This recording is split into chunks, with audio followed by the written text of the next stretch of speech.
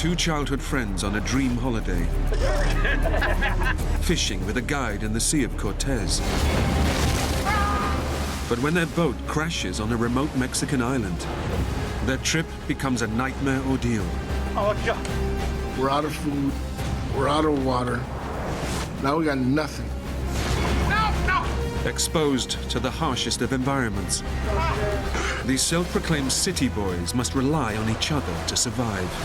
We could die here. And nobody is ever gonna find my bones.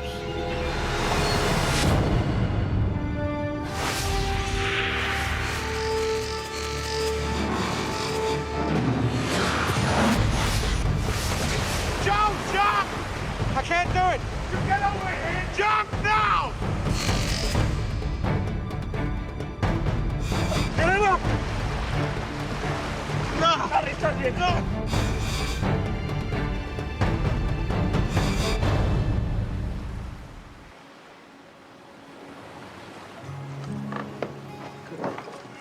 Come in. Come on, let's go.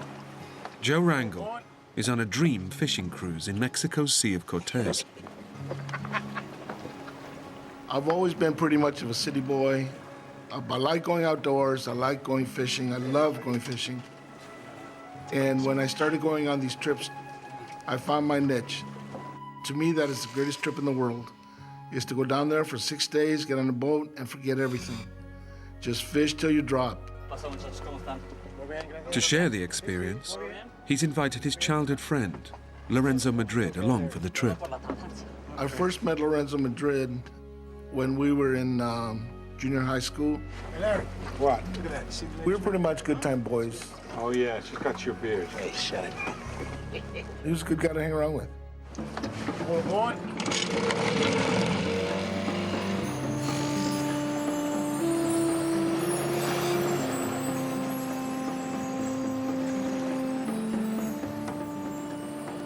The men are based on a tour ship anchored off Guardian Angel Island, 20 miles from the Mexican coast. The east side of the island is popular with fishing tours, but today their local guide, Pepe, is taking them to a remote cove on the more exposed western coast. It's quiet, it's desolate, you're all alone. She comes. Come on. It's like fishing nowhere else in the world. Yeah. Oh, my God. It's fantastic. I can't believe it. Look at that. Joe. Try another lure. Get out of here. You think I don't know what I'm doing? Well, how many have you caught today? Nothing.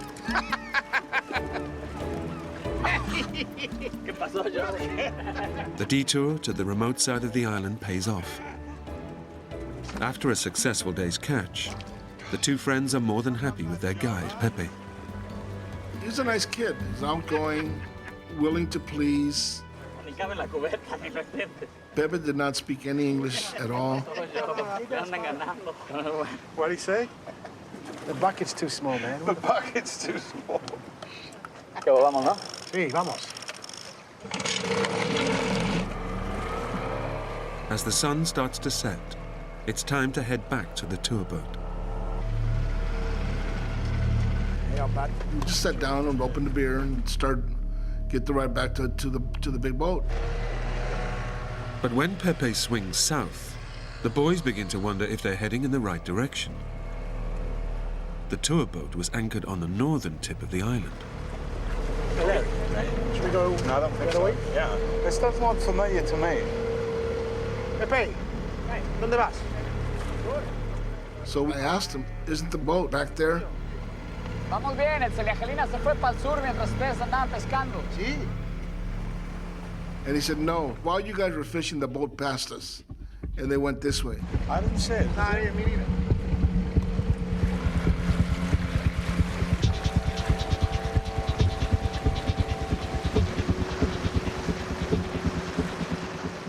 We figured he's a professional, he knows what he's doing, he knows where he's at. And we left it at that.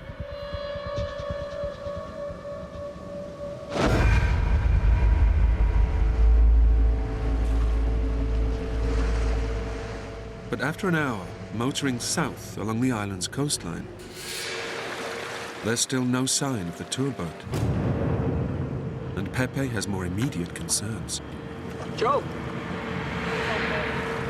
Ya no hay gasolina. ¿Cómo cae la poca gasolina? He tells us, I think I'm running out of gas. What's up? No fuel is what's up. Oh, it just gets better. It was a bad situation. It was dangerous. They have just minutes before the engine cuts out. And without power, Joe knows they can't steer the boat and could easily be swept out to sea by the currents. I said, let's beach this while you have power. Pepe, vamos a la playa. ¿Qué playa? Pura roca, no puedo para allá. Their only hope is to make it to land. But the island's coastline is a fortress of jagged rocks and sheer cliff faces. He said, there's no beaches. This whole island is rocks. They know they have no option but to try to reach the shore. Between the current and the sharks, I'd rather take my chances on land than out in the water. Vamos. No me quiero estrellar, no puedo estrellar. Vamos con ella. A la playa, vamos.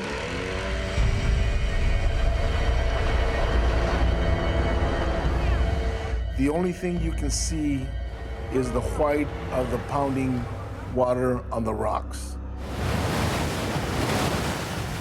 We were scared. Their only way to reach land is to power the boat directly into the raging surf.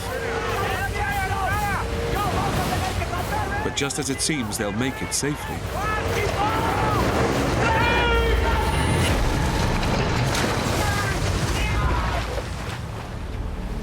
a surge of water hit me from behind and forced me into the rocks.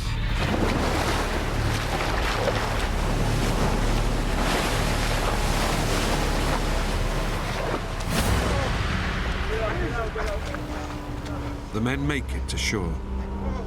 But they're now stranded on the island, with no way of calling for rescue. Larry, hold on there. You're totally soaked, the wind is blowing, and we started shivering down to the bone. Bring it back. The men search for driftwood and build a fire, Made a fire before. using up their last few drops of fuel to get it going.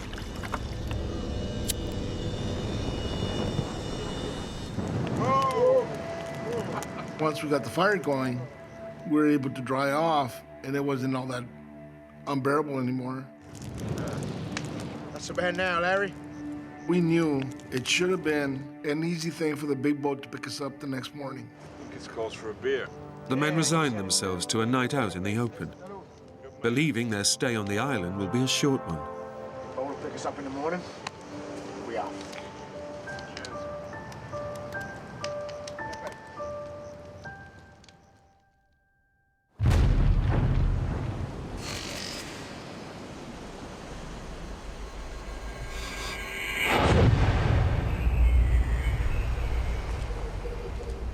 They spend the next morning waiting to be collected. My guess was that we would be picked up no later than noon. All we have to do is just wait, and the boat should be here. Midday comes, and there's no sign of rescue. Now it's getting a little bit more serious as the day is wearing on. We need to get out of here. Mid-afternoon, and Pepe drops a bombshell. I said, well, I don't think they're gonna pick us up. The men are washed up on the side of the island that fishing boats never visit. Their tour boat won't look for them here. They're not gonna come this way. They're not gonna look for us.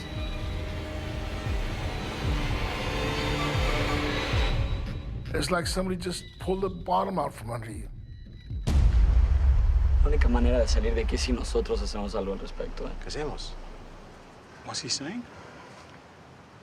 He said the only way we're gonna get off of here is if we do something ourselves. Pepe comes up with an audacious plan to get them back to the mainland. Si no tiene agua, pero la podemos sacar con la cubeta. Si a Larry le podemos dar la cubeta, nos remos, se puede buscar para... He says we can bail it out. Get it on the sea. Maybe we can use it. Is he serious? He said, we can take this boat across. We can row across. Larry, ¿puedo sacar con la cubeta? Between the three of us, we can get it over there.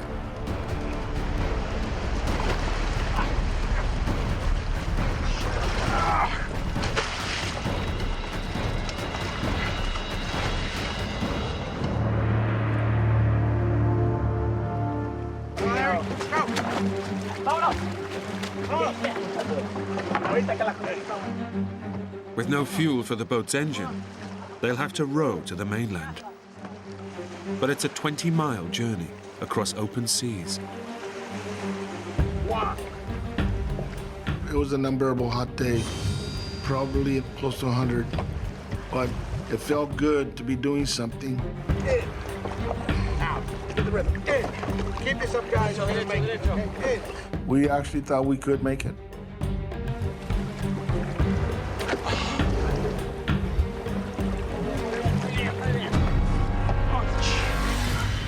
For 2 punishing hours, the men row in the intense heat, their hands torn by the rough driftwood paddles.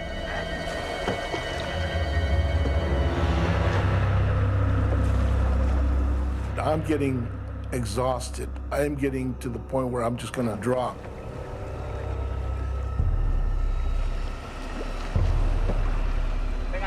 As the sun dips towards the horizon, the men's stubborn determination finally pays off.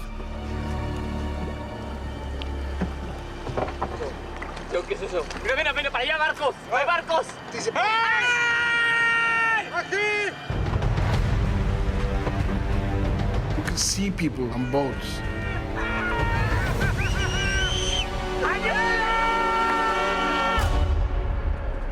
They didn't hear us. They didn't hear us. They didn't look. They didn't do anything. They can't see us. Joe, keep paddling. The men push on, hoping to close the distance to the shore.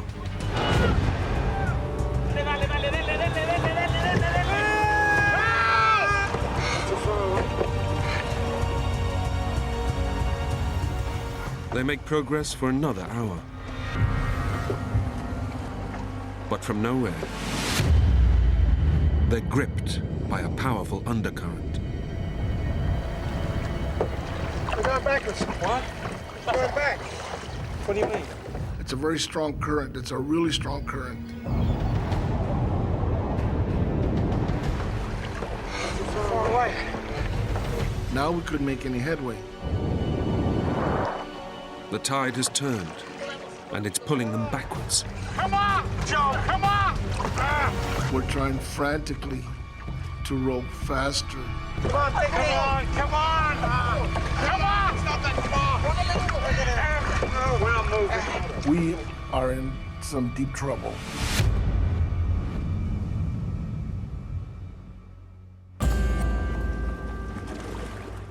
As night falls, the men give in to their exhaustion. But as they sleep, they're being dragged back ever closer towards the rocky shores of the island. Joe, Larry. ¡Despierten! ¡Nos vamos contra la roca! Joe! Joe, wake up! It rocks! Stop paddling, buddy! Come on now! Come on! The current was gonna take us wherever it wanted. We're gonna crash, and we're gonna crash hard.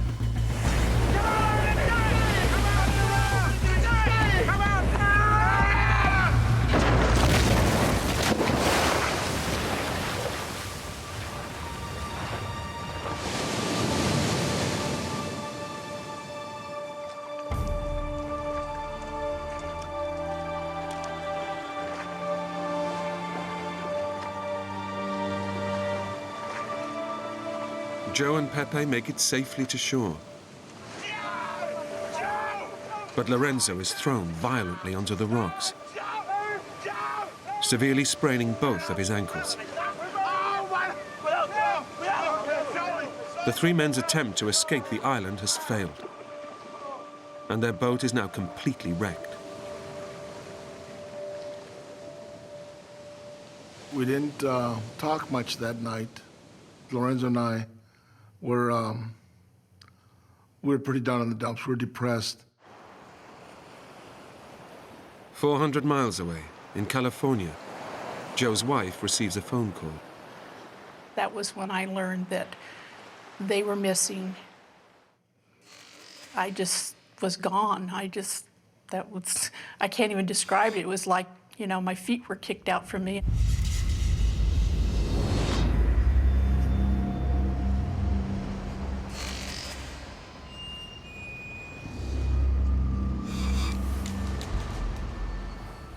Joe and Lorenzo wake up, knowing they are completely stranded on the barren, uninhabited island.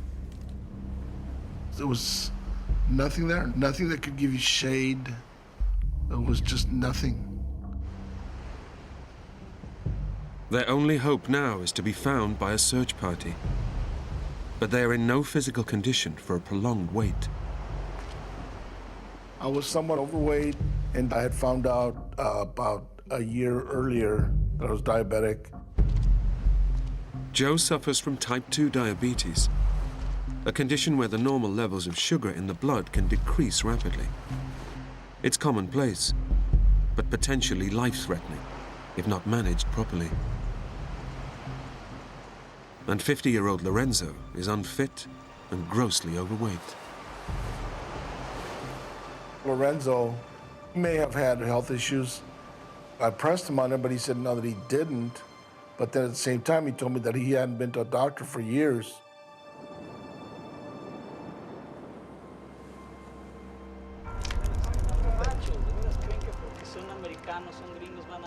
As they face a third night out in the open, Pepe again insists that help is not coming.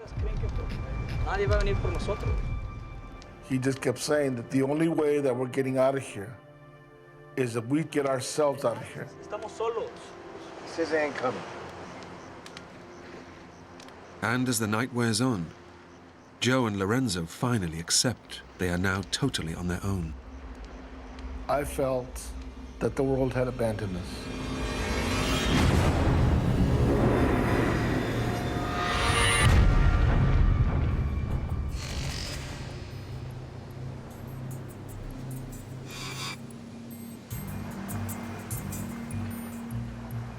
After 2 days of waiting for rescue, the men must take their survival into their own hands and hike to the northern tip, where tourist boats will be moored. But it's a daunting journey. This island's 20 by 40 miles. It's uninhabited. There's nobody there. Pepe told us that there probably is commercial fishermen or the tail end of the tourist boats at the northern end of the island. And if we get there, we will be picked up. But the men have no idea how far down the coast they are. And they could face a 40-mile hike along the entire length of the island. The coast, as I saw, was the only logical choice. Nobody is going to go inland to look for us.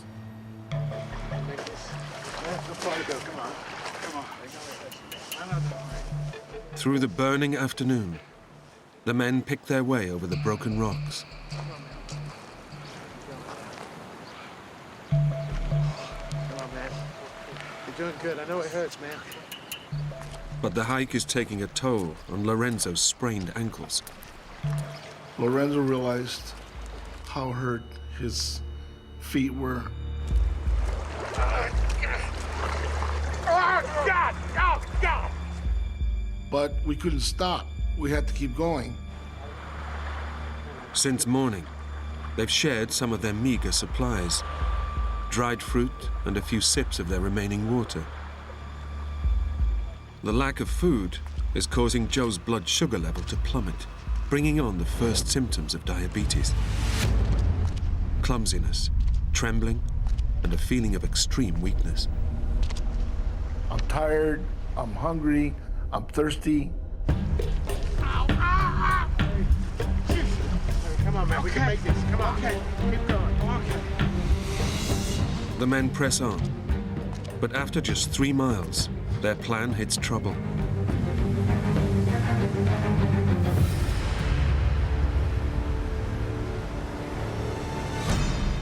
Their route north has come to a dead end. They can go no further.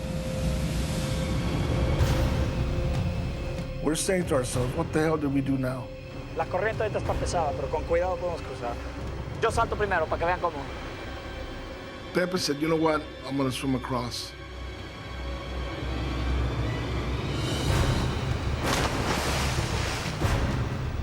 Between the current and rocks, I didn't think he had much of a chance to make it. The men know that beneath the surface, powerful currents are ripping through this ocean inlet. But Pepe makes it across.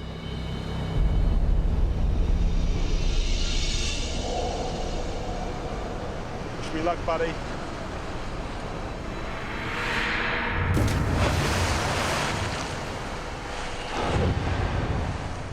But seriously overweight Lorenzo has 2 sprained ankles and quickly starts to struggle. It's a really strong current. The water surge got him and started taking him under.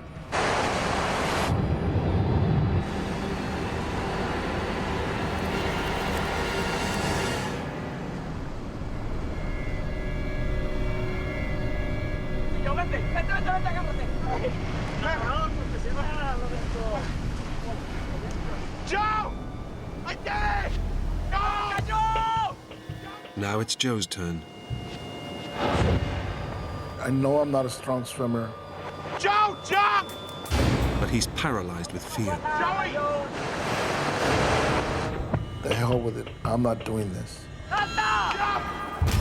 After a day's hiking, with little food, Joe's blood sugar level is crashing, bringing on extreme confusion. Come on, Joe! Stay here! Joe! I just said, you guys go ahead, go on. I'm just gonna die here. I can't do it! Joe! What's the matter with you? It was terrifying because I was afraid of getting pounded on the rocks. You get over here! Jump now! Joe!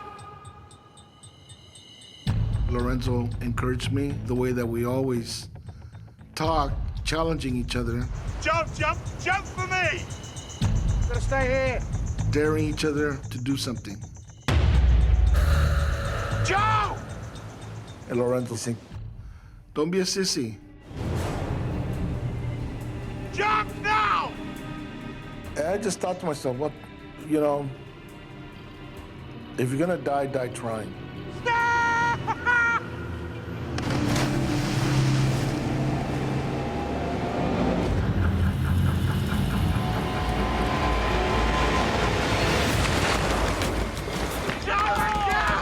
Yes, Joe! Yes! Come on, buddy! Come on, Joe! Joe, come on, buddy! Joe! I was a sissy for nothing.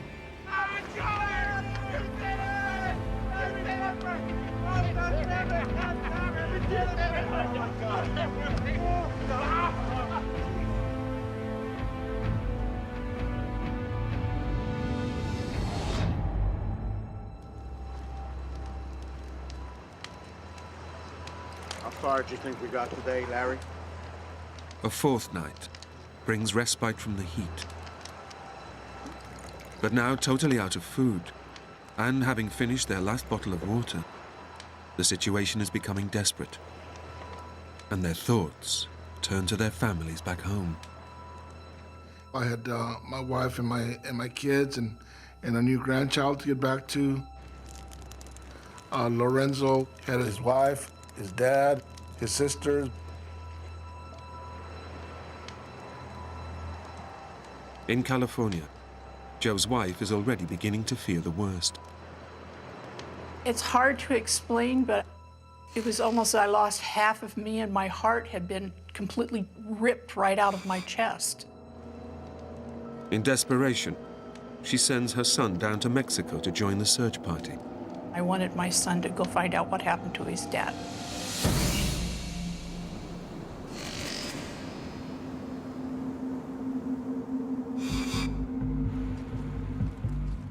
As yet another day dawns, the men face the blistering heat with no water. Only fishing boats to the north can save them. We have to do whatever it takes to get to the northern end of the island. But they have no idea how much more of the coast they must navigate to get there. And Lorenzo is finding the pain of his sprained ankles unbearable. Come on. You're gonna get there, man. Get you a nice big deal. Joe! Ow! I can't. Don't, please don't touch me. I can't do this anymore. He finally just said, I can't do this. No! I can't go any further. I can't do this. Lorenzo was very upset. I can't go any further. He felt that he let us down. Joe, lo tenemos que cargar. Si nos quedamos aquí, nos morimos. Momento. We realized that Lorenzo's mobility is pretty much down to zero. But we somehow needed to keep moving. I can't walk. We'll get you out of here, Larry. Joe knows they must find a way to transport crippled Lorenzo. But all they have to work with is the junk washed up on the shore. Pepe! Voy a hacer una lanza! Esta vez! Pepe had an idea about building a raft.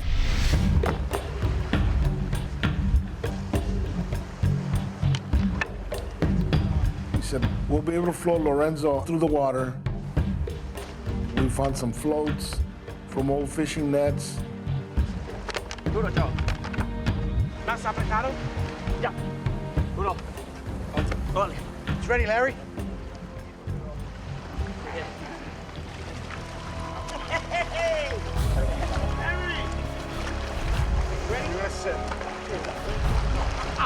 We wanted him to not have to put any pressure on his feet, and it worked. Come on, guys, we can do this. Try to put your weight over to your right. Okay, I got it. Lorenzo didn't say anything, but I know in his heart that he was grateful.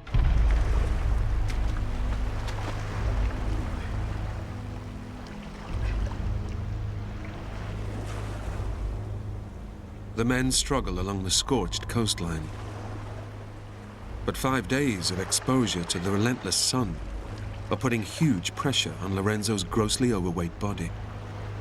And his heart strains to keep him cool. Joe is fighting the effects of his diabetes. And having not drunk anything for 18 hours, his craving for water is becoming too much to bear. This can't go on. We can't do this. I gotta get off.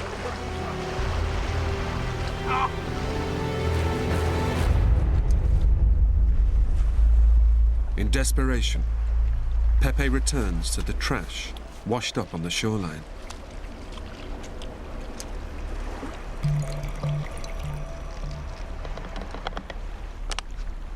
I said, look what I found in this blackish looking water. What the hell's that? The only water that was available on that island was from castaway bottles.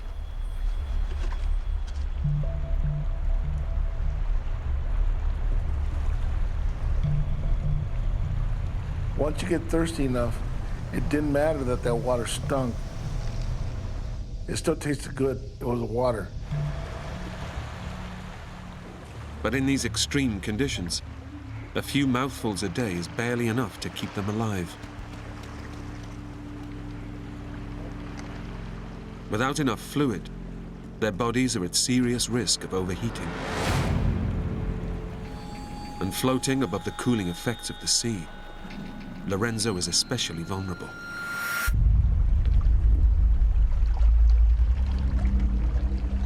After another whole day battling through the water, there's still no sign of the fishing boats that will end their ordeal.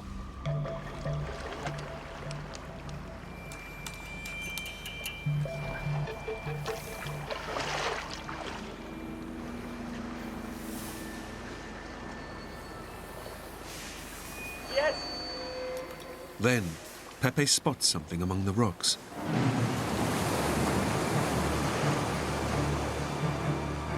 This could be the sign of life they've been looking for. The first thing that went through my mind was, I'm out of here. But then I see my tackle box from the first day. The men realize it's their own fishing tackle. They're back at the camp where they first beached 4 days ago.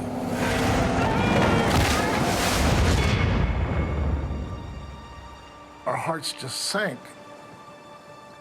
We're back to the starting point. And now we're exhausted, we're out of food, we're out of water. Now we got nothing. As the day turns into yet another night, Lorenzo's morale plunges even further. I think it took a toll on Lorenzo. It started getting negative. It's all right, Larry. We ain't gonna let this thing beat us. Joe brought Lorenzo on this trip to share his taste for adventure. But now, he can see his friend is starting to crack. We are gonna see our families again. You and me, I am gonna look after you, Larry. And I told Lorenzo, we're not dying here. We're getting out of this. We're going home. It's just time. Just hang in there.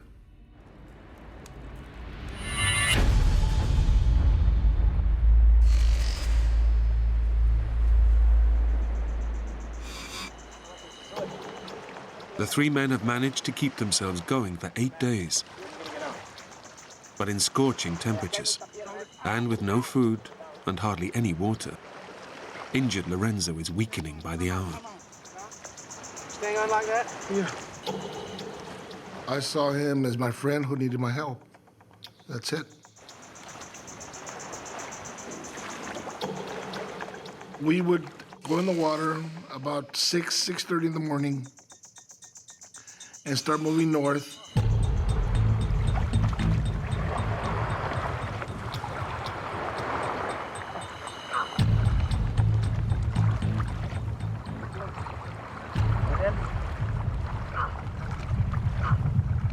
It was very slow progress. Sometimes we wouldn't go more than a mile or two in a day.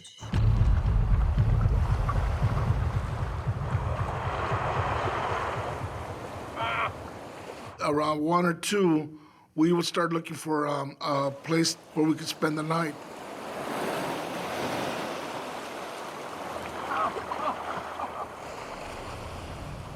It's an excruciating routine, made even harder by the fact that their scavenged water supply is running out.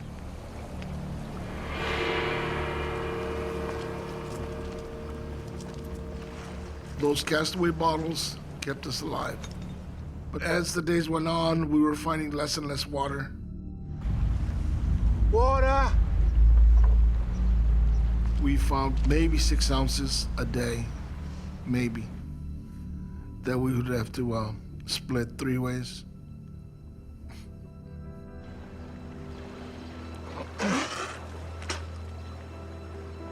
So, When their precious few drops of water finally run out, they know they won't survive in this heat for much longer. Their hike north is now a race against time. I never really thought survival was as difficult as it is.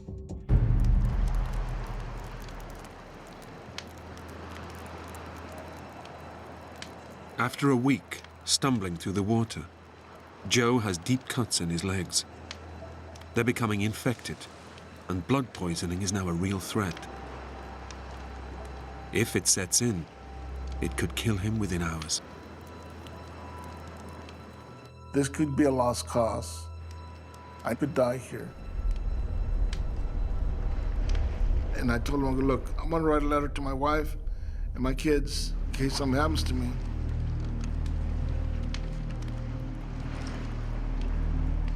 I love you all. Don't blame anybody of what happened to me. I put myself in the situation and I died here, but it's just something that happened. Joe asks Lorenzo if he too wants to write a message to his loved ones. Hey, Larry. No. I don't want to do that right now. And he said, no, I don't want to do that. Not yet. I don't want to be doing this.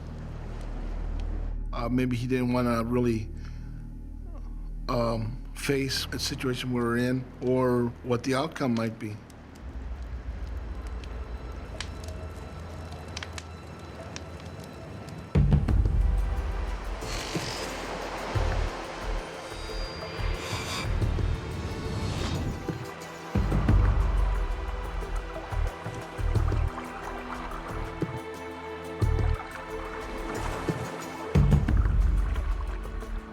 Ravenously hungry, the three men are desperate for anything to eat. Joe resorts to pulling tiny sea snails from the rocks.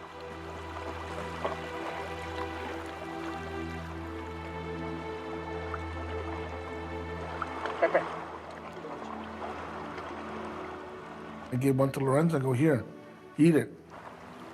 And he looked at it and said, I'm not going to eat that. I knew that he had to have something, but at the same time, I can't force it down his throat. He'd have to eat it because he wanted to.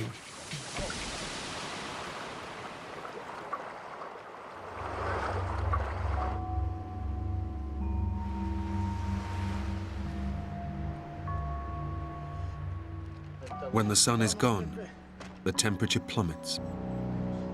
So far, they've kept warm with driftwood fires. But now, disaster strikes. What happened? It broke. The lyre it just fell apart in his hands. The salt water had just eaten it. From now on, the men have only each other to keep warm. With death closing in, the men are unaware their families have been searching for them. But they've joined the rescue teams that believe the men are fishing on the east side of the island. After 6 days searching, Joe's son calls home with devastating news. He says, I can't find him. He's not there, Mom. I don't know if we'll ever find him. And he was heartbroken. After 8 days missing, the search is finally abandoned. The men are feared lost at sea. I had given up hope. The reality of it was he was dead and wasn't coming back.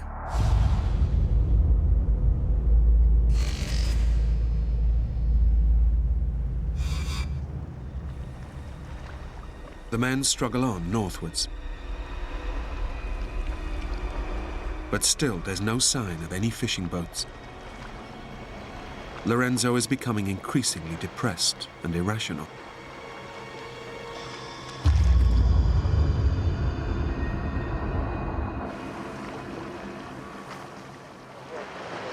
Stop. We gotta go back. I lost my glasses. We gotta go back. I want my glasses. Things are gonna be okay. He just totally panicked. He lost it. They're my glasses. I need my glasses. You got me. I need my glasses. I need my glasses. I'm trying to convince him, okay, look, now I'll be your eyes. But there's no consoling him. For him, it was the end of the world. Can't go by the last. What? Lorenzo was starting to lose touch with reality.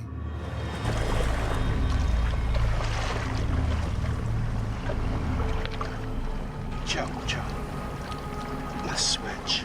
Lorenzo asked me if he could be on back of the raft. He wanted to trade places with me. I want to go behind for a while. Okay? Delirious with dehydration, Joe takes up his friend's offer of a ride, without realizing how desperate Lorenzo's condition has become.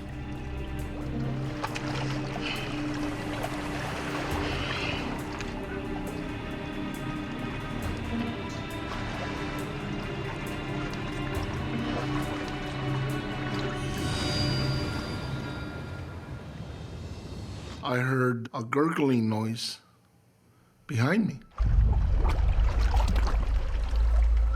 Larry! Larry! And I turned around, Larry! and his head is underwater. Larry! What are you doing? Larry! Larry! I told Pepe, he's in trouble. We must get him out of the water. Ayúdame, Joe. Joe, ayúdame. Joe, agárrale los brazos. Larry! Larry! Get him up!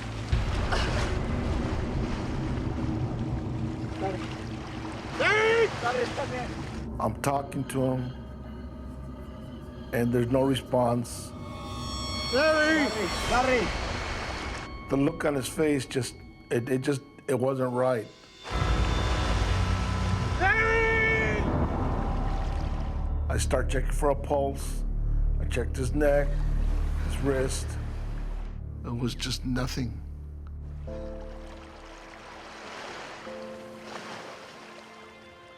After 12 days, battling to stay alive, Lorenzo has finally succumbed. I told Pepe he's dead. He passed away.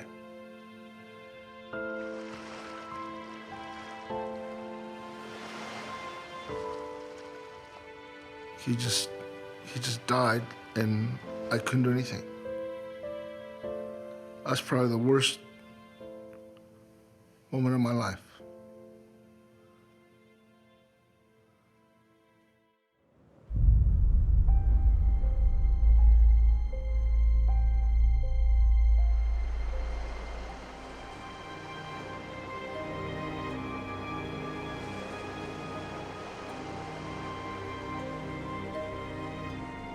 At first, I was angry that he abandoned me. We should be seeing this through the end. But then I realized it was a big ordeal for him. And his body just gave out.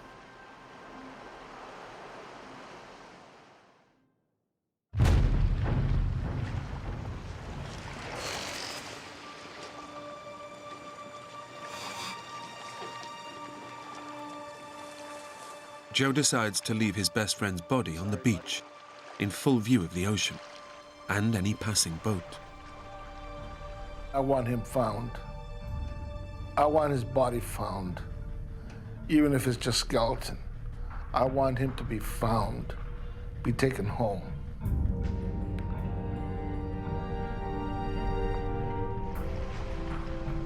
I'm gonna come back for you. I said my goodbyes to him, and I told him that I have to leave. It broke my heart.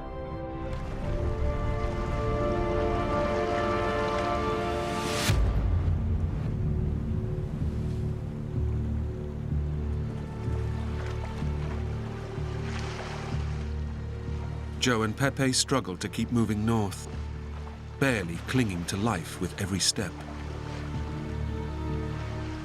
We were living moment by moment. It was no longer, can I do the 10 more feet? It was right now, can I take another step?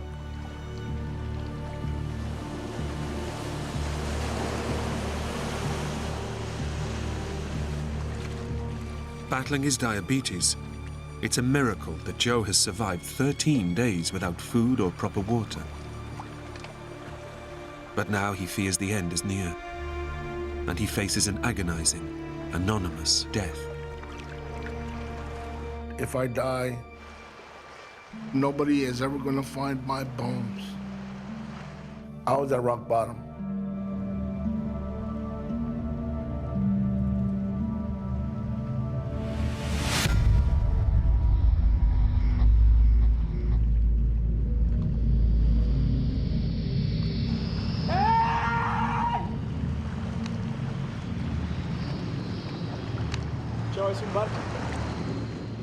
Pepe turns around and yells at me, "Did you see that boat?"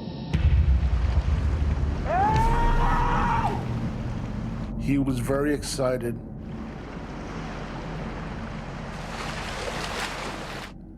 I didn't think there was a boat. I thought he was hallucinating.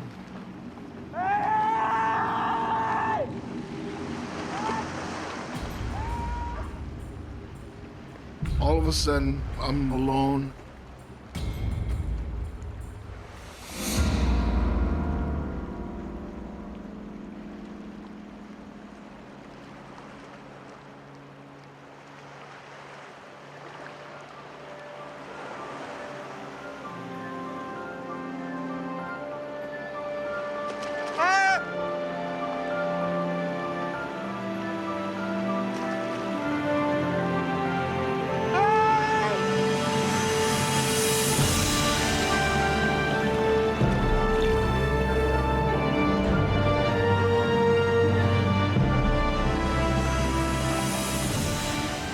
Joe and Pepe are finally saved by two Mexican fishermen.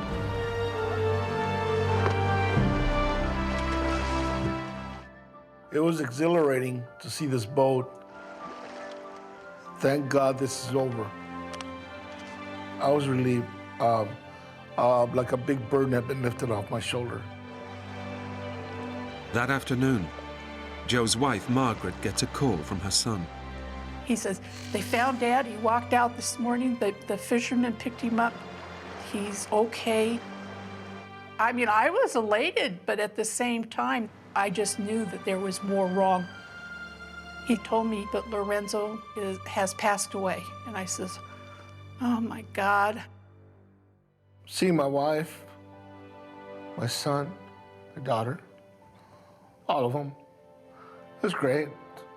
I just felt bad that Lorenzo wasn't there to share it. Lorenzo's body was recovered and taken back to his wife and family in the US. If Lorenzo had gone one more day, he would have been with us. He'd be here now.